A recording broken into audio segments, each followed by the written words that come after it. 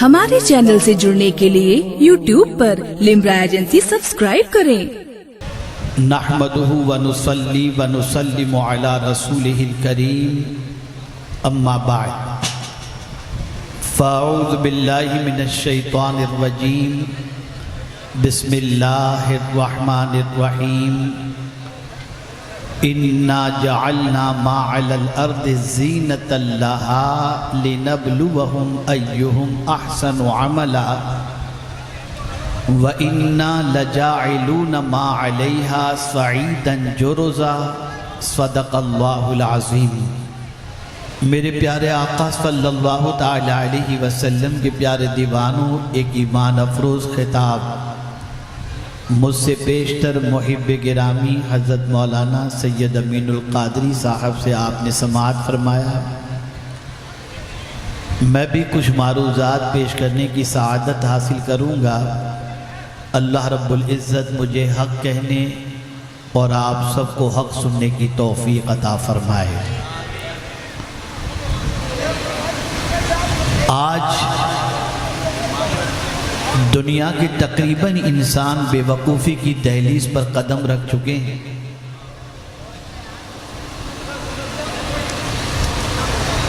اور سچویشن یہ ہے کہ یہ سمجھنے کی کوشش ہی نہیں کرتے کہ ہم دنیا میں کیوں آئے ہیں اور یہ دنیا ہمارے لیے کیا ہے۔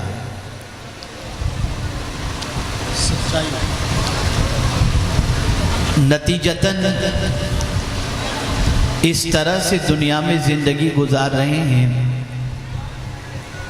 جیسے اس دنیا سے کبھی جانا ہی نہیں، اور اس دنیا کی چیزوں میں اتنے مگن ہو چکے ہیں کہ یہ سمجھتے ہیں کہ یہ دنیا کی ساری چیزیں ہماری زندگی کا سب سے بڑا مقصد۔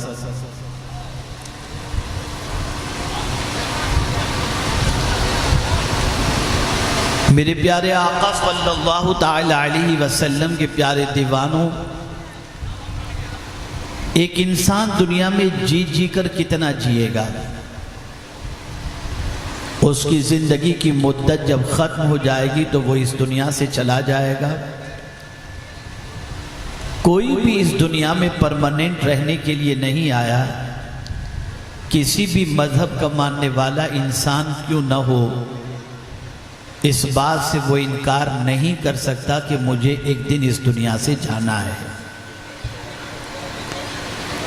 لیکن پریشانی سب سے بڑی یہ ہے کہ وہ دنیا کی چیزوں میں اتنا گم ہو چکا، کبھی بنگلوں کو دیکھ کر گم ہو گیا، کبھی پہاڑوں کو دیکھ کر گم ہو گیا، کبھی آبشار کو دیکھ کر گم ہو گیا، کبھی جھرنوں کو دیکھ کر کے گم ہو گیا، کبھی باغات کو دیکھ کر کے گم ہو گیا، اور ایسا کھو گیا اس کے اندر جیسے ان ساری چیزوں سے لطف اندوز ہونا یہی ہماری زندگی کا سب سے بڑا مقصد ہے۔ اسی کو رب قدیر جل جلالہ نے ارشاد فرمایا کہ بے شک ہم نے زمین پر ان کے لیے زینت بنائی۔ یہ پہاڑ زینت ہے، یہ دریا زینت ہے، یہ ساری چیزیں جو دنیا کے اندر ہمیں نظر آ رہی ہیں بطور خوبصورت و زینت، اللہ نے ان ساری چیزوں کو زینت کے لیے اس لیے بنایا تاکہ رب قدیر جل جلالہ ہمارا امتحان لے کہ چیزوں میں گم ہو جاتے ہیں یا چیز بنانے والے کی محبت میں گم ہو جاتے ہیں۔ ہمیں کا کون ہے جو سب سے اچھا عمل کرتا ہے؟ میرے پیارے آقا صلی اللہ تعالی علیہ وسلم کے پیارے دیوانوں، اللہ کے برگزیدہ بندوں کی زندگی کا جائزہ لیں۔ وہ پہاڑ دیکھتے تھے تو انہیں خدا یاد آتا، وہ جھرنوں کو دیکھتے تھے تو انہیں خدا یاد آتا، وہ شجر و حجر کو دیکھتے تھے تو انہیں خدا یاد آتا۔ لیکن ہم ان چیزوں کی محبت میں اتنے ڈوب گئے کہ چیزیں تو یاد رہ گئیں، خدا ہم بھول گئے، اللہ کی یاد کو ہم نے فراموش کر دیا۔ اسی لیے قرآن مقدس میں واضح لفظوں میں اللہ عز و جل نے ارشاد فرمایا وَلَا تَكُونُوا كَالَّذِينَ نَسُوا اللَّهَ فَأَنسَاهُمْ أَنفُسَهُم، ان کی طرح نہ ہو جانا جنہوں نے خدا کو بھلا دیا تو وہ خود فراموشی کے شکار ہو گئے۔ آج ہم خود فراموشی کے شکار ہیں، ہمیں اپنے وجود کے بارے میں کوئی احساس نہیں ہے کہ ہماری زندگی، ہمارا اٹھنے والا قدم، ہم سے ہونے والے گناہ، ہم سے ہونے والی نافرمانیاں، اس کا انجام اور اس کی سزائیں کیا ہیں۔ میرے پیارے آقا صلی اللہ تعالی علیہ وسلم کے پیارے دیوانوں، ہم کسی کا بنگلو اور گاڑی دیکھ کر کے بے چین ہو جاتے ہیں کہ ہمارے پاس یہ چیزیں نہیں ہیں۔ کبھی ہل اسٹیشن پر رہنے والوں کے مکانات کو دیکھ کر ہمارے دل میں آرزویں پیدا ہوتی ہیں کہ کاش ہمارے پاس بھی ایسی جگہ ہوتی۔ اللہ اکبر! لیکن میرے کریم نے واضح لفظوں میں فرما دیا وَإِنَّا لَجَاعِلُونَ مَا عَلَيْهَا صَعِيدًا جُرُزًا، ہم جو کچھ زمین پر موجود ہے، جس کو ہم نے زینت کے لیے بنایا، اسے پٹ کر دیں گے، یعنی اس کو پٹیل میدان بنا دیں گے، چٹیل میدان بنا دیں گے۔ سچویشن یہ ہوگی کہ جب اللہ عز و جل اس دنیا کو فنا کرنا چاہے گا تو حضرت اسرافیل علیہ السلام جیسے ہی سور پھونکیں گے تو پہاڑ بھی ختم ہو جائیں گے، اور اسی کے ساتھ ساتھ جھرنے بھی ختم ہو جائیں گے، شجر و حجر بھی ختم ہو جائیں گے، ساری چیزیں ختم ہو جائیں گی، اور یہ چٹیل میدان ہو جائے گا، یہ زمین بالکل ہموار ہو جائے گی۔ میں آپ سے پوچھنا چاہتا ہوں، ان چیزوں کی محبت میں گرفتار رہ کر کے ہم نے اپنی دنیا کو کہاں تک سنوارا، ذرا دیکھ لیجئے۔ یہ دنیا فنا ہونے والی دنیا ہے، ہمیشہ باقی رہنے والی دنیا نہیں ہے۔ میرے پیارے آقا صلی اللہ تعالی علیہ وسلم کے پیارے دیوانوں، ذرا آپ سوچیں اور اندازہ لگائیں، اس دنیا کو اللہ نے پیدا کر کے ہمارا امتحان لیا ہے کہ اے میرے بندو، میں نے یہ دنیا کو سنوار تو دیا ہے، لیکن تم اس دنیا میں مگن ہو جاتے ہو یا میری طرف آتے ہو، پیدا کرنے والے کی طرف آتے ہو۔ یہی وجہ ہے، یہ ساری نشانیوں کو دیکھنے کے بعد ہمیں اللہ یاد آنا چاہیے، لیکن آج جو لوگ ہل اسٹیشن جاتے ہیں انہیں گناہ یاد آتا ہے۔ آج جو کوئی جھرنوں کی طرف جاتا ہے وہاں جانے کے بعد اسے برائیاں یاد آتی ہیں۔ آج اگر سمندر کے کنارے کوئی جاتا ہے تو عیاشی کے مقصد کو لے کر کے جاتا ہے۔ یہ ساری چیزیں اس لیے نہیں بنائی گئیں کہ ہم وہاں جا کر گناہوں کے دھبوں میں اضافہ کریں، بلکہ یہ ساری چیزیں اس لیے بنائی گئیں کہ ہم ان ساری چیزوں کو دیکھ کر یہ سوچیں کہ جب اللہ نے اسے اتنا خوبصورت بنایا ہے تو جنت کتنی خوبصورت ہوگی، اللہ عز و جل نے جنت کتنی اچھی بنائی ہوگی۔ لیکن آپ ذرا دیکھو میرے پیارے آقا صلی اللہ تعالی علیہ وسلم کے پیارے دیوانوں، کون ہے جو یہاں پرماننٹ رہنے کے لیے آیا؟ کوئی یہاں مستقل رہنے کے لیے نہیں آیا۔ آئیے ذرا صحابہ کی زندگی دیکھیں، آئیے ذرا تابعین کی زندگی دیکھیں، آئیے رسولان عظام صلی اللہ علیہ وسلم کی زندگی پاک کو دیکھیں تو آپ کو پتا چلے گا وہ جب بھی ان چیزوں کو دیکھتے ان کی زبان سے سبحان اللہ نکلتا، ان کی زبان سے الحمدللہ نکلتا، ان کی زبان سے اللہ اکبر نکلتا، اس لیے کہ وہ جانتے تھے کہ یہ ساری چیزوں کا خالق اللہ ہے۔ میرے پیارے آقا صلی اللہ علیہ وسلم کے پیارے دیوانوں، اللہ عز و جل ارشاد فرماتا ہے اللہ خالق کل شیء، اللہ نے ہر چیز کو پیدا فرمایا، لیکن ان ساری چیزوں کے اندر سب سے اچھی چیز جو اس نے پیدا فرمائی، سب سے اچھی ساخت اس کے ساتھ جس کو اللہ نے تخلیق دی، وہ کون ہے؟ لقد خلقنا الانسان فی احسن تقویم، انسان کو اللہ عز و جل نے بہترین مخلوق بنا کر پیدا فرمایا، اسے اشرف المخلوقات کا تاج عطا فرمایا، سب سے اچھی طریقے سے سنوارا، اور اس کے سنوارنے کا عالم تو دیکھیے۔ اللہ اکبر! ایک سوال میں آپ سے پوچھنا چاہتا ہوں، مجھے اس سوال کا جواب دیجئے۔ ہمارے ناخن بھی بڑھتے ہیں، پیر کے ناخن بڑھتے ہیں، ہاتھ کے ناخن بڑھتے ہیں، بال بڑھتے ہیں، لیکن کبھی آپ نے دیکھا کہ ناک بھی بڑھتی ہو ہماری؟ نہیں، ناک نہیں بڑھتا۔ ہاتھ ناخن بڑھ جاتے ہیں، بال بڑھ جاتے ہیں. اب میں آپ سے پوچھنا چاہتا ہوں اگر ناخن بھی بڑھتے ہیں اسی طریقے سے اگر ناک بڑھنے لگ جائے تو ناک کی کیا پوزیشن ہوگی, چہرے کی کیا پوزیشن ہوگی؟ اے رب تیری عظمتوں پر قربان, کس کو بڑھا کر خوبصورت رکھنا اور کس کو گھٹانا تو اچھی طریقے سے جانتا ہے. تیری تخلیق کا کوئی مقابلہ نہیں کر سکتا, کوئی ایسا ہے ہی نہیں جو تیری طرح کسی کو پیدا کر سکے, تو ہی سب کو پیدا کرنے والا ہے. اے رسول اعظم صلی اللہ تعالی علیہ وسلم کے دیوانوں, لیکن انسان کا مزاج بدل گیا, وہ چیزوں میں گم ہو گیا, وہ اپنی زندگی میں گم ہو گیا, وہ بھول گیا پلٹ کر اللہ کی طرف جانا ہے, پل پل کا حساب دینا ہے. جواب دہی کا تصور نکل گیا. آئیے میں ایک اور آیت کریمہ آپ کے سامنے پیش کروں تاکہ آپ محسوس کر سکیں.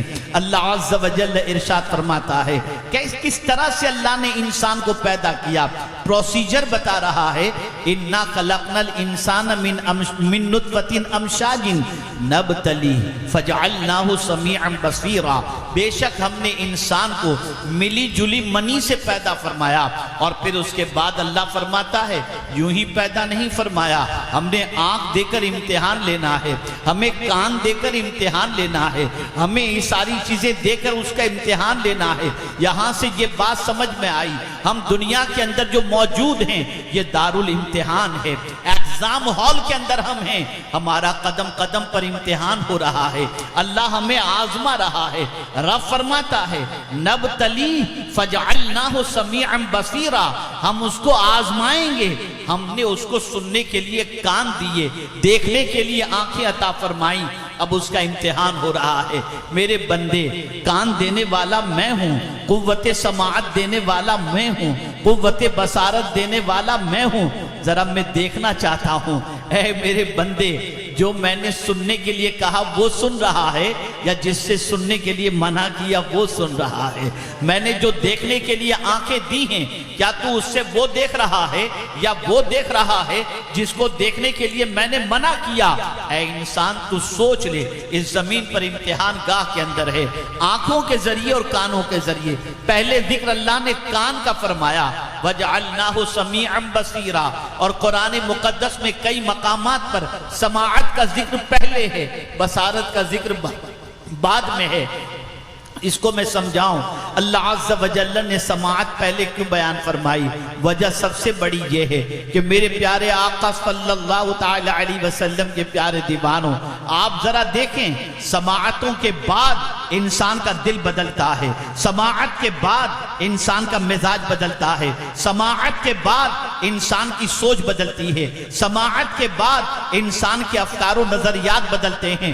میں آپ کو بتاؤں میرے پیارے آقا صلی اللہ علیہ وسلم کے پیارے دیوانوں, ایک مسلمان کے گھر بچہ پیدا ہو, مسلمان شرابی بھلے ہو, مسلمان جواڑی بھلے ہو, مسلمان غبن کرنے والا بھلے ہو, لیکن اگر اس کے گھر پر اگر کوئی بچہ پیدا ہوا تو شرابی مسلمان بھی سب سے پہلے اس چیز کی فکر میں رہتا ہے کہ مجھے کوئی بزرگ مل جائیں, کوئی عالم مل جائیں, کوئی حافظ مل جائیں, کوئی مؤذن مل جائیں. وہ سب سے پہلے اس فکر میں رہتا ہے کہ جلدی سے کوئی آ کر میرے بچے کے کان میں اذان کہہ دے. اللہ اکبر. سوال یہ پیدا ہوتا ہے اس شرابی کو جو اذان سن کر کے بھاگ جاتا ہے, نماز نہیں پڑھتا ہے, وہ بے نمازی جو اذان کی آواز سننے کے بعد بستر پر پڑا رہتا ہے, اپنے گھر جب بچہ پیدا ہوا تو اسے اذان سنانے کی فکر کیوں ہے, اذان کہلوانے کی فکر کیوں ہے؟ آپ دیکھیں گے یہ فطرت آواز دیتی ہے, یہ اللہ عز و جل نے اس کے دل میں ڈال دیا ہے. اے میرے بندے, جلدی سے اس کے کانوں تک میرا ذکر پہنچا دے تاکہ اسے پتا چلے کہ یہ کس کے گھر پیدا ہوا ہے, اللہ کے ماننے والے کے گھر پیدا ہوا ہے یا اللہ کو نہ ماننے والے کے گھر پیدا ہوا ہے. اور جب اس کے کانوں میں میرے ذکر کی آواز پہنچے گی, اس کے قلب کو سکون کی دولت نصیب ہو جائے گی, اس کے کان آشنا ہو جائیں گے, اس کے کان کو لذت ملے گی میرے ذکر سے. اب میں آپ سے پوچھنا چاہتا ہوں, آپ بھی پیدا ہوئے, ہم بھی پیدا ہوئے, ہم سب کے کان میں اللہ کے ذکر کی آواز پیدا ہوتے ہی پہنچا پہنچا دی گئی، لیکن آج ہم کیا سن رہے ہیں، ہمارے کان کیا سن رہے ہیں؟ تو جواب ملے گا اب اللہ کے ذکر سے طبیعت کو لطف نہیں ملتا، اللہ کے ذکر کی آواز سننے کا جذبہ ختم ہوتا جا رہا ہے۔ العیاذ باللہ، اب تو سچویشن ایسی ہے کہ نہ قرآن سننا اچھا لگتا ہے، نہ نعت مصطفیٰ صلی اللہ علیہ وسلم سننا اچھا لگتا ہے، نہ اللہ کا ذکر اچھا لگتا ہے۔ اب اگر اچھا لگتا ہے تو گانے اچھے لگتے ہیں، غزلیں اچھی لگتی ہیں، غیبت اچھی لگتی ہیں۔ مجھے یہاں پر بڑا پیارا قول ایک بزرگ کا یاد آ رہا ہے کہ جس طریقے سے لوگ دوسروں کی غیبت غور سے سنتے ہیں، اگر اللہ کی بات اتنی ہی غور سے سنیں تو دل کی دنیا بدل جائے گی۔ آپ ذرا دیکھو، جہاں کوئی برائی کرنے والا ملا، اتنی دلچسپی سے ایک ایک برائی قریب کر کے سنتے ہیں تاکہ اس کے ذریعے پتہ تو چلے کہ اس میں کیا خامیاں ہیں، لیکن کبھی اللہ کا ذکر سننے کا یہ جذبہ پیدا نہیں ہوا۔ کبھی اس طریقے سے مدینے کے تاجدار ارواحنا فداہ صلی اللہ علیہ وسلم کے ذکر پاک کو سننے کا جذبہ نہیں ہوا۔ یہ بات ذہن کے اندر محفوظ کر لو، یہ کان ہے نا، کان جس سے جو جی میں آتا ہے سنتے ہو، اللہ ان کانوں کے بارے میں قیامت میں سوال پوچھے گا۔ اور سن لو، میں آپ کو بہت ساری کان کے متعلق ٹپس دے سکتا ہوں۔ پورے وجود کی نسوں کا تعلق ان دونوں کانوں سے ہے۔ آپ کی کمر میں درد ہے، اس کا تعلق یہاں کی نس سے ہے۔ کون سی جگہ پر آپ دبائیں جس کی وجہ سے آپ کے کمر کا درد ٹھیک ہو سکتا ہے، پورا تعلق۔ آپ کو شاید یاد نہیں ہوگا، اب تو وہ دور ختم ہو چکا۔ پہلے کے زمانے میں بچہ جب سبق یاد کر کے نہیں سناتا تھا تو استاد اس کے کان کو اینٹتے تھے۔ جانتے ہیں کیوں؟ اس لیے کہ کان کا تعلق دماغ سے ہے، جیسے ہی کان کو اس طریقے سے کیا جائے تو اس کے دماغ کی نسیں کھل جایا کرتی ہیں۔ اور اگر آپ کان کی بناوٹ کو دیکھیں اور اس میں موجود اللہ عز و جل کی قدرت کو دیکھیں تو خدا کی قسم آپ کا دل پکار اٹھے گا، جیسا میرا رب ہے ویسا کوئی ہو ہی نہیں سکتا۔ اس کی تخلیق کا کیا کہنا۔ اے رسول اعظم صلی اللہ تعالی علیہ وسلم کے دیوانوں، ان کانوں سے قرآن سنو۔ اللہ اکبر۔ یہ بچے جو آج فارغ ہونے والے ہیں، جن کو دستار دی جانے والی ہے، جن کو سند دی جانے والی ہے، جانتے ہیں انہوں نے قرآن سننے میں وقت گزارا ہے، قرآن پڑھنے میں وقت گزارا ہے۔ اللہ اکبر۔ آج کا مسلمان پوری دنیا میں چیخ چیخ کر کہتا ہے ہمارے اوپر رحم و کرم کی بارشیں نازل ہوں، ہم اللہ سے رحم کی بھیک مانگتے ہیں۔ خدا کی قسم تمہیں بھیک مانگنے کی ضرورت بھی نہیں پڑے گی اگر تم ایک کام کر لو، ایک کام کرو گے تمہیں اللہ سے رحم و کرم کی بھیک مانگنے کی ضرورت پیش نہیں آئے گی۔ مولا خود تم پر رحم و کرم کی بارشیں نازل فرمائے گا۔ کس بنیاد پر؟ کس چیز کی بنیاد پر؟ تو میرا رب فرماتا ہے اذا قرئ القرآن فاستمعوا له وانصتوا لعلکم ترحمون۔ جب قرآن پڑھا جائے تو چپ رہو اور خاموشی کے ساتھ قرآن سنو۔ اگر تم قرآن سنو گے تو اللہ تم پر رحم و کرم کی بارشیں نازل فرما دے گا۔ لیکن کیا آج ہماری قوم قرآن سن رہی ہے؟ نہیں، گانے سن رہی ہے۔ نوجوان بچے گانے سن رہے ہیں، بچیاں گانے سن رہی ہیں، ایئر فون لگا کر، ایئرپورٹ لگا کر اس طرح سے گانوں میں مگن ہو گئے کہ جس کی وجہ سے دلوں میں نفاق پیدا ہو گیا، ایک عجیب کیفیت پیدا ہو گئی۔ اب عجیب حالات سے مسلمان گزر رہے ہیں۔ میں آپ کو بتاؤں، قرآن سننے کی بات ہے تو مجھے حضرت عبداللہ ابن مسعود رضی اللہ تعالیٰ عنہ کا ایک ارشاد یاد آتا ہے۔ ارشاد فرماتے ہیں کہ آقا کریم صلی اللہ علیہ وسلم نے مجھ سے ارشاد فرمایا عبداللہ مجھے قرآن سناؤ۔ حضرت عبداللہ ابن مسعود عرض کرتے ہیں یا رسول اللہ صلی اللہ تعالی علیہ وسلم، قرآن تو آپ پر نازل ہوا، میں آپ کو قرآن سناؤں؟ تو میرے آقا صلی اللہ علیہ وسلم نے فرمایا قرآن دوسروں سے سننا بھی مجھے اچھا لگتا ہے۔ جس پر قرآن نازل ہوا وہ تو قرآن سننا پسند کرتا ہے، اور آپ اور ہمارا حال کیا ہے؟ ہم قرآن سننے سے بالکل غافل ہیں، قرآن پڑھنے سے غافل ہیں، قرآن سیکھنے سے غافل ہیں۔ ایک ایسی زندگی ہماری گزر رہی ہے کہ جانور سے بھی بدتر پر ہماری زندگی بن چکی ہے. ہمارے پاس کوئی مستقبل کا پلان نہیں ہے, ہمارے پاس تابناکی کے سلسلے میں کوئی منصوبہ نہیں ہے. ہم تو بالکل شیطان کے پیروکار اس طریقے سے بن چکے ہیں کہ جو شیطان کہتا ہے وہ کرتے ہیں. جانتے ہیں اللہ کو کون سی دو آوازیں ناپسند ہیں؟ سرکار صلی اللہ علیہ وسلم فرماتے ہیں اللہ کو دو آوازیں ناپسند ہیں, ایک گانے کی آواز اور دوسری کسی کے انتقال پر نوحے کی آواز.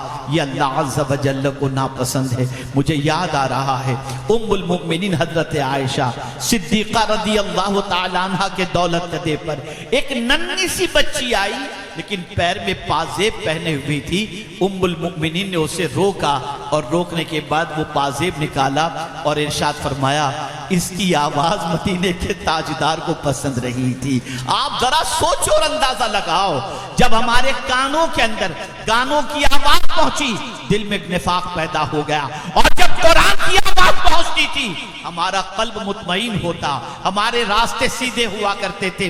آپ دیکھیں سن کر انسان کی زندگی بدلتی ہے, سن کر انسان کے مزاج میں فرق پیدا ہوتا ہے, سننے کے بعد انسان اس راستے کا مسافر بنتا ہے جو راستہ اسے سیدھی منزل تک پہنچا دیا کرتا ہے. اے رسول اعظم کے دیوانوں, جنات نے قرآن سن کر کے ہی تو اسلام قبول کیا تھا. آپ ذرا سوچو تو صحیح, یہ قرآن کی آواز ہی تو ہے جس کو سننے سے روکنے کے لیے دور جاہلیت کے اندر کفار کیا کرتے تھے. جانتے ہیں قرآن کہتا ہے وَقَالَ الَّذِينَ كَفَرُوا لَا تَسْمَعُوا لِهَذَا الْقُرْآنِ, اس قرآن کی آواز کو مت سنو, اس لیے کہ آپ جانتے ہیں یہ قرآن کی آواز دل کو مطمئن کرتی ہے, یہ قرآن کی آواز زندگی میں انقلاب پیدا کرتی ہے, یہ قرآن سننے کا جذبہ انسان کے دل کو اور دماغ کو پاک کر دیا کرتا ہے. لیکن مجھے بڑے افسوس کے ساتھ یہ کہنا پڑتا ہے ہم اگر کسی کا انتقال ہو جائے تو مرنے والے کے ایصال ثواب کے لیے قرآن پڑھتے ہیں کہ اس کے ثواب سے مرنے والے کو فائدہ پہنچے گا. کاش کہ یہ خیال بھی اور یہ جذبہ بھی بیدار ہو جاتا کہ جس طرح سے قرآن کا فائدہ مرنے والے کو پہنچتا ہے زندے کو بھی پہنچا کرتا ہے. زندہ بھی قرآن پڑھتا اور قرآن سنتا تو اس کی زندگی بدل جایا کرتی. اے رسول اعظم صلی اللہ علیہ وسلم کے دیوانوں, بس ایک فکر دے کر میں اپنی گفتگو کو اس لیے ختم کروں گا کہ وقت میں اتنی گنجائش نہیں پرمیشن کے اعتبار سے کہ میں اور آگے تک گفتگو لے جا سکوں. آج اٹھنے سے پہلے یہ دو بات ذہن کے اندر بٹھا کر کے اٹھیں, کان اور آنکھ. میں سوال پوچھوں گا آپ جواب دیں گے. کان کس نے عطا کیا؟ بولیے. ارے بولیں گے تو ثواب ہی ملے گا نا, اللہ کا نام لیں گے تو. ذرا بلند آواز سے, کان کس نے عطا فرمایا؟ اللہ نے. سننے کی طاقت کس نے دی؟ آنکھ کس نے دی؟ دیکھنے کی طاقت کس نے دی؟ اللہ نے. اب میں آپ سے پوچھنا چاہتا ہوں, آپ تسلیم بھی کرتے ہیں کان اللہ نے دیے, آنکھ اللہ نے دی. اللہ نے فرمایا میں دونوں اس لیے یہ چیزیں دیا ہوں کہ میں تمہارا امتحان لینا چاہتا ہوں کہ سنتے کیا ہو اور دیکھتے کیا ہو. بس یہ واضح لفظ فجعلنا نبتلی, ہم اس کو آزمائیں گے. فجعلناہ سمیعا بصیرا, اور ہم نے اس کو سننے والا اور دیکھنے والا بنایا. اب میں آپ سے پوچھنا چاہتا ہوں, قیامت میں اگر اللہ پوچھے گا کہ کیا سنا تھا, کیا جواب ہوگا؟ کیا دیکھا تھا, کیا جواب ہوگا؟ اب آئیے, سننا کیا چاہیے اور دیکھنا کیا چاہیے؟ اللہ اکبر. میرے پیارے آقا صلی اللہ تعالی علیہ وسلم کے پیارے دیوانوں, سنو وہ بات جس کو سننے کا حکم اللہ اور اس کے رسول نے دیا. قرآن سنو, اچھی باتیں سنو, اللہ کے رسول صلی اللہ علیہ وسلم کی نعتیں سنو. یہ سب چیزیں سننے کے لیے, بلکہ اعلیٰ حضرت عظیم البرکت امام عشق و محبت اللہ اکبر اچھی نیتوں کے حوالے سے فرماتے ہیں کہ تم اگر اپنا گھر مسجد کے قریب لو تو یہ نیت رکھو کہ اذان کی آواز آئے گی تو میں اذان کی آواز سنوں گا۔ آپ ذرا سوچو تو صحیح، سنو کیا اللہ عز و جل کا ذکر، اللہ کے رسول صلی اللہ علیہ وسلم کا ذکر، میرے پیارے آقا صلی اللہ علیہ وسلم کے پیارے دیوانوں، اور کیا دیکھنے کی تمنا رکھو۔ آنکھیں اللہ نے دی ہیں نا، رات کو جو کچھ یوٹیوب پر آیا سب نہ دیکھو، کیا دیکھنا چاہیے اور کیا دیکھنے کی تمنا ہو تو میرے پیر و مرشد سیدی و سندی سرکار حضور مفتی اعظمین علیہ الرحمہ عرض کرتے ہیں، انہیں نہ دیکھا تو کس کام کی ہے یہ آنکھیں کہ دیکھنے کی ہے ساری بہار آنکھوں میں۔ اللہ اکبر، کچھ ایسا کر دے میرے کردگار آنکھوں میں، ہمیشہ نقش رہے روئے یار آنکھوں میں۔ اور یہ حضور مفتی اعظمین علیہ الرحمہ نے یوں ہی نہیں کہا، حضور محبوب الہی حضرت نظام الدین اولیاء رحمت اللہ تعالی علیہ سبق و رسول اعظم حضرت محبوب الہی فرماتے ہیں کہ صدیق اکبر رضی اللہ تعالی عنہ رسول اعظم صلی اللہ علیہ وسلم کے دولت قدے کے دروازے کے کھلنے سے پہلے رخسار کو دہلیز مصطفیٰ پر رکھ دیتے، سرکار جب دروازہ کھولتے تو دیکھتے چوکھٹ پر صدیق اکبر موجود ہیں تو ارشاد فرماتے، ابو بکر اتنی صبح صبح تم آ کر بیٹھ گئے؟